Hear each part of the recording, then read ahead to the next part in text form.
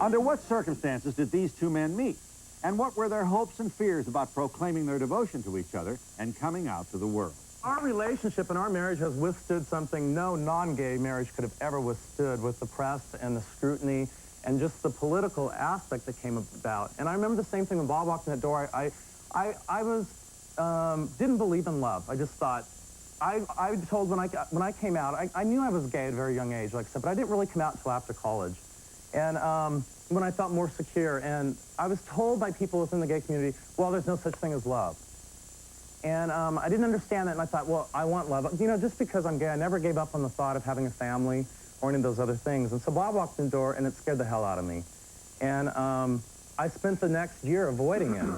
So yeah, it was kind of interesting because we were both very much on our career fast tracks, and we knew that in the careers that we were in, it was much handier to be single, especially when you're gay. The media lie is that it paints, usually it paints even gay actors or people in the media as being heterosexual, whether they are or not.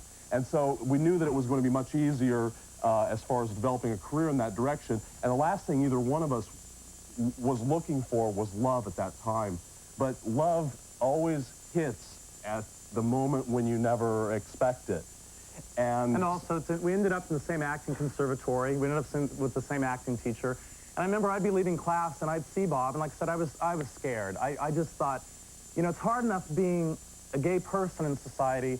How am I going to deal with this if I get into a relationship? I try to live my life with truth. It's so hard by myself. How am I going to do that with somebody else? And he'd come by and he'd go, hi, Rod, and I'd look up and I go, I saw him from a mile away. I go, oh, Bob, is it? and avoided him for at least 6 months that way. And that's when I knew that he was as interested in me as I was in him. So to move on, we decided to make a, you know, we were together for several years. We decided that it was time that we did something together, and Bob came out, brought us out in a magazine called Ironman, and ever since then, somehow our marriage and our relationship became political. When we originally did, what we did for ourselves. I think the bottom line in the whole situation is that dignity became, our own self-love and our own dignity became much more important than making a living or career progress. And when we came out, we had no idea where anything was going to fall. We didn't know if we were going to be pumping gas the next day. But we both knew, and we talked about, that if we lost each other because we had given things away, then the rest of our life just wouldn't have been worth anything. Exactly. So we're going to open up to questions, and please feel free. And if we don't know the answer to something, we're going to make it up. I'd like to commend you on being so open. And what would you say to someone who wants to be in the entertainment business but doesn't want their lifestyle to like make them be treated differently because they are gay? Yeah.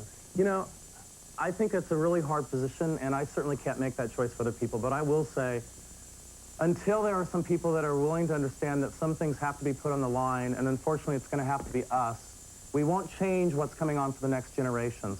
Things are changing. Things are looking up, but we're going to have to put some things on the line, you know? And I was working for Outweek magazine when y'all had did that little thing from Muscle Fitness, or Ironman, and like, when I took that magazine home, my younger brother, he was like, I seen him, which is you, the one in the green sweater. He was like, I seen him. He got married. I was like, yes, he did. And I just want to say, from the time they did the article on you, like, I was like, congratulations, because y'all went through a lot. Like, yeah. We're just, what we're doing is we're just being ourselves, and we're just out there fighting so that we can have a world where everyone, regardless of who you are, can live with dignity and with self-love.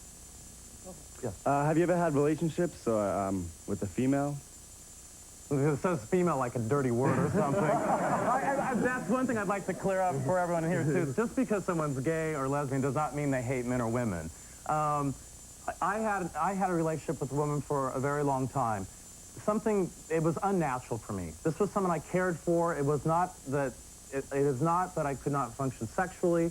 It was that it wasn't an intimate, it was not an emotional, it was not a spiritual thing for me. I was bastardizing myself, and I was trying to conform and be what everybody told me I had to be, but I wasn't. And as we know, 10% of America is gay. And I think that every gay and lesbian person goes through those initial mating rituals. Almost every person does. I really shied away from dating personally. I would go out on a date and then would find some reason to immediately pull away. I knew innately that this just was not my natural feeling. Also, as gay people, it's not like we're encouraged to be who we are. So you grow up in this oppressive system that says, if you're gay, you're a pervert, you're sick, you're going to hell. This is a really nice way to raise children. How do you raise someone with any self-esteem? So you do use the channels that are open to you, which, of course, you will ask girls out. You will find the right girl. But it doesn't work out that way if you're gay or lesbian. Well, if you're lesbian, maybe.